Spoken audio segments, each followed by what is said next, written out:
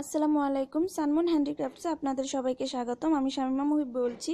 তাজমহলের তৈরির 4টি পার্ট আমি 4টি ভিডিওতে দেখিয়েছি পার্ট পার্ট করে। এর আগে যদি ভিডিওগুলো আপনারা দেখে না থাকেন তাহলে আগে ভিডিওগুলো দেখবেন, তারপর এই ভিডিওটা দেখবেন।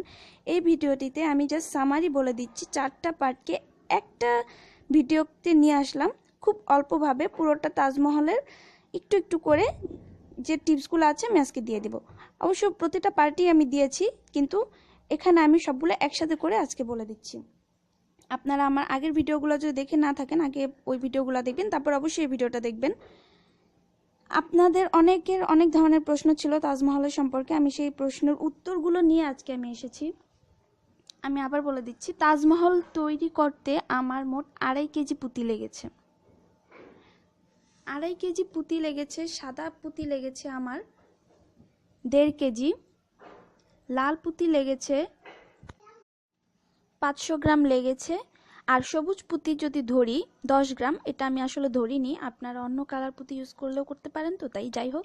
তারপরে বলে দিচ্ছি, সবুজ পুঁতি 10 গ্রামের মতো লেগেছে, নীল কালার পুঁতি লেগেছে 50 গ্রাম, আর আনারস পুঁতি লেগেছে 100 গ্রাম।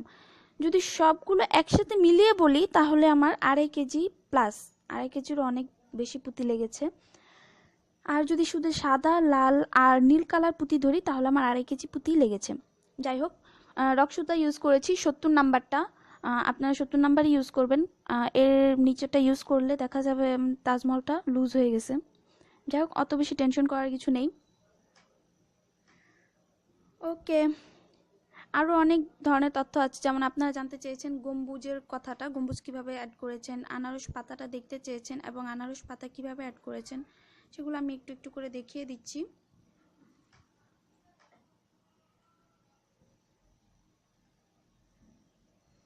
আমি প্রথমে এই পার্টটা, এই অংশটা করেছি। এই যে এই প্রথমে সামনে যে এই অংশটা আমি করেছি, এখানে লম্বায় নিয়েছি মোট 19 ঘর। লম্বায় 19 ঘর নিয়েছি। তারপর নিচের দিকে 3 লাইন হবে। এবার নিচের দিকে করেছি মোট 8 লাইন, আর চওড়া করেছি 6 লাইন। এভাবে মোট দুইটা পাশেই হবে 8 লাইন আর 6 লাইন। আর অপর পাশে 17 ঘর যেটা করেছি সেখানেও তো অন্য নিয়ম, সেখানে 5 লাইন আর 8 লাইন ঠিক থাকবে, 8 লাইন ঠিক থাকবে আর 5 লাইন হবে চওড়ায়। তারপরে চলে গিয়েছি নিচে যে পিছনের দিকে 17 ঘর, সেটা কি হবে গম্বুজে। এরপর গম্বুজটা বলি। গম্বুজটা প্রথমে নিচের দিক থেকে 3 লাইন হবে, 1 কমন 4 ফুল 3 লাইন হবে। এরপর 1 কমন 5 ফুল, 2 3 4, 1 কমন 5 ফুল। তারপর হবে 2 কমন 5, 2 কমন 6, এরপর হবে 2 কমন 5, তারপর সবশেষ হবে 1 কমন 4। 1 কমন 4 আপনারা 2 লাইনও করে নিতে পারেন, আমি 1 লাইন করেছি। একটা দুইটা, এভাবে করে পুরোটাই 4টা পার্ট একই নিয়মের হবে। এরপর যাব আমি ঘরের উপরের ঘরগুলোতে। উপরের ঘরে প্রথমে করেছি 3 লাইন, তারপর আবার উপরের দিকে উঠিয়েছি 3 লাইন, না সরি 4 লাইন, 3 লাইন। আবার ভিতরের দিকে করেছি 2 লাইন, আর উপরের দিকে করেছি 3 লাইন। আবার ভিতরের দিকে করেছি 2 লাইন, উপরের দিকে 1 লাইন। এরপর গম্বুজটার কথা আমি আগের ভিডিওতে খুব সুন্দর করে বুঝিয়ে দিয়েছি, আশা করি এটাতে আপনাদের কোনো প্রবলেম নেই। এখন আপনাদের সবচেয়ে বড় সমস্যা এখানে হয়েছিল, যেটা আমি আবার দেখিয়ে দিচ্ছি। অনেক ধরনের প্রশ্ন ছিল। এখানে আমি লম্বায় করেছি মোট 20 লাইন। এই গম্বুজটা কিভাবে করতে হয় সেটা তো আমি আগের ভিডিওতে দেখিয়ে দিয়েছি। লম্বায় মোট 20 লাইন করেছি। তারপর গম্বুজ উপরের গম্বুজটা সেম আগের মতোই। আর 7 লাইন পরে নিচ থেকে 7 লাইন উপরে করে 1 কমন 5 ফুল করেছি। এটা ইচ্ছা আপনারা না করলেও করতে পারেন, এটা জাস্ট ডিজাইনের জন্য। আবার 5 লাইন উপরের দিকে আবার 1 কমন 5 ফুল করেছি। এরপর উপরের গম্বুজটা 5 ফুল, গম্বুজটা আগের মতোই। এটা উপরের দিকে এটা হবে।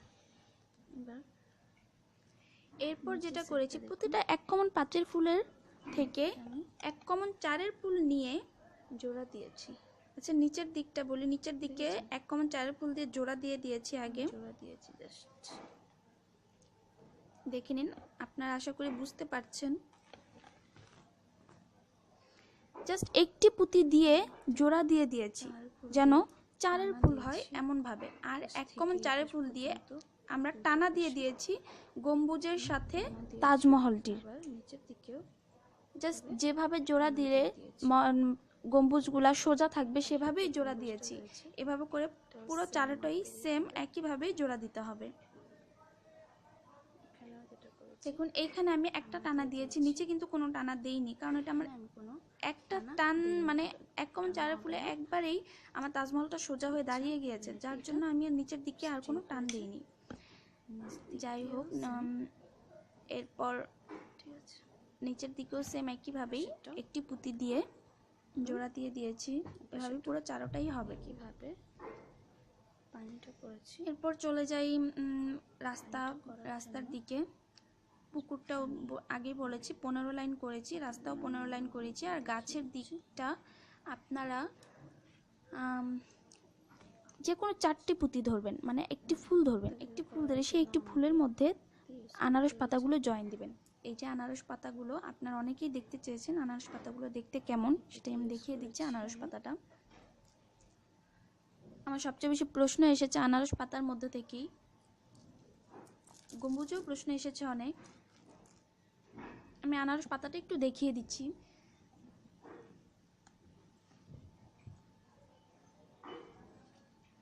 সত্তর নাম্বার সুতা নিলাম। যে কোনো 4টি ফুল ধরবেন, মানে যে কোনো 4টি পুঁতি ধরবেন, একটি ফুল হবে। কোন সাইডটা দিয়ে দেখাই?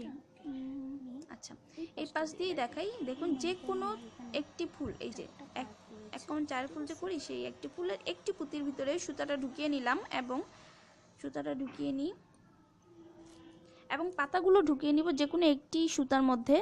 এক পাশে সুতার মধ্যে 6টা 7টা 10টা 12টা আপনার ইচ্ছে মতো আপনি পুঁতি ঢুকিয়ে নিতে পারেন। আমি এখানে 6টি পুঁতি ঢুকাই।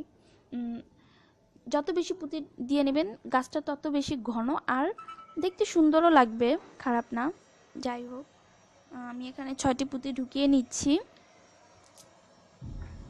6টি পুঁতি ঢুকিয়ে লাস্টের পুঁতির দিকে ডানে সুতা বামে এবং বামে সুতা ডানে দিয়ে 1,4 ফুল তো আর হবে না, ওই পুঁতিগুলাকে জয়েন করে দেব। আবার যে পাশে যে পুঁতিটা আছে এটার ভিতরে ইচ্ছে করলে আমি এরপর আবার আরেক পুঁতির ভিতরে সুতাটা ঢুকিয়ে নেব এবং আবার সেম আগের মতোই সুতায় 6টি আনারস পুঁতি ঢুকিয়ে নেব। 6টি আনারস পুঁতি ঢুকিয়ে আগের মতোই হবে। একটি পুঁতির দিকে মানে আনারস পুঁতিতেই ডানের সুতা বামে এবং বামের সুতা ডানে দিয়ে গাছটা তৈরি করে নেব। এইভাবে পুরো ফুলটার মধ্যে কি বলে আনারস পুঁতিগুলো হবে।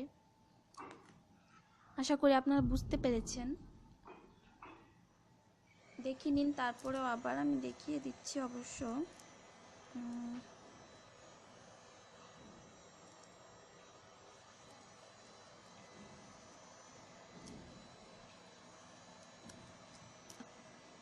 এভাবে করেই পুরোটা হবে।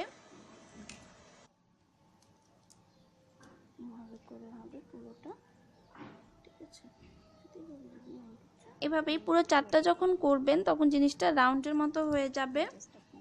আশা করি বুঝতে পেরেছেন। আমি পুরোটা দেখাবো না, আর এখানে আমি আরও একটি গাছ বানাবো না, জাস্ট আপনাদেরকে দেখানোর জন্য আমি এখানে দেখিয়েছি। যাই হোক, আশা করি আপনারা বুঝতে পেরেছেন। আমার নদীতে 15 লাইন হবে লম্বায় আর চওড়ায় হবে 7 লাইন বা 8 লাইন, আপনার ইচ্ছা মতো দিয়ে নেবেন।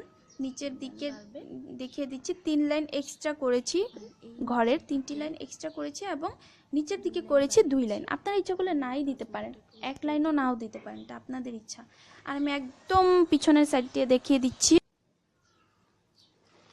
দেখুন নিচ সাইডটা একদম পুরোটা প্লেন, কোনো ফাঁকা আমি দেইনি, কারণ যদি ফাঁকা দিই তাহলে ঘরের যে দরজাগুলো দিয়েছে চারপাশেই তো দরজা আছে, দরজাগুলো ফাঁকা ফাঁকা দিয়ে দেখা যাবে যে আপনি ভিতরে কিছুই দেন। এভাবে তাজমহলের নিচের দিকে পুঁতি দিয়ে 1,4 ফুল দিয়ে আমি করে নিয়েছি, যেন এমনভাবে স্টিকের মতো করে নিয়েছি। 2 লাইন করেছি যেন আমার তাজমহলটি হেলে না পড়ে। নিচ দিক দিয়ে আবারও দেখিয়ে দিচ্ছি 2 লাইন করেছি আর তাজমহল পুরোটা ভরাট।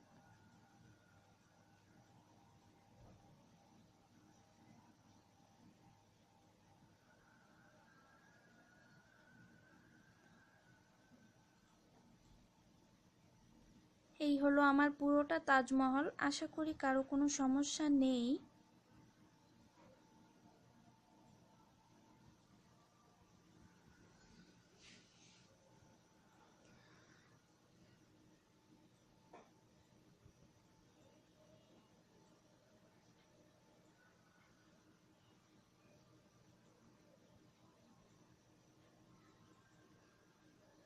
তাজমহলের গম্বুজটা, চার কিনারে যে 4টি বড় গম্বুজ রয়েছে, এই গম্বুজটা আমরা যে 3টি লাইন বাহিরে করেছি সেই 3 লাইনের মধ্যে হবে না, 3 লাইনের বাহিরের দিকে এক কমন মানে একটি পুঁতি দিয়ে জোড়া দিতে হবে। আমরা জোড়াটা তো অনেক ভিডিওতে আমি দেখিয়েছি, তার জন্য আশা করি আপনাদের কোনো জোড়ার কোনো প্রবলেম নেই। যদি থেকেই থাকে আপনারা আমার শাপলা ঝুড়ির ভিডিও দেখতে পারেন, সেখানে আমি জোড়া দেখিয়েছি। তারপর ব্যাগ দেখিয়েছি, সেখানেও আমি জোড়া কীভাবে করতে হয় সেটাও দেখিয়েছি।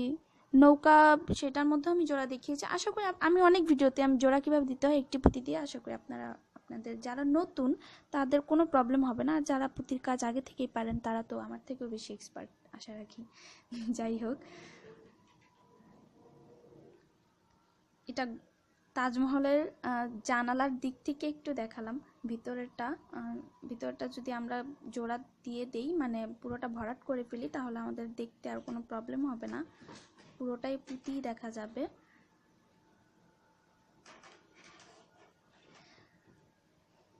আশা করি আমার এই ছোট্ট ভিডিও সামারি, ছোট্ট না, ভিডিওটা অনেক বড়ই হয়ে গিয়েছে। যাই হোক, তাজমহলের জন্য এটা খুবই ছোট একটা ভিডিও। আশা করি আপনাদের কাছে এই ভিডিওটা খুবই ভালো লেগেছে। যদি ভালো লেগেই থাকে তাহলে আমার এই ভিডিওটিকে লাইক করবেন, কোনো সমস্যা থাকলে বা ভালো লাগলে কমেন্ট করবেন, শেয়ার করবেন অন্যান্য গ্রুপে।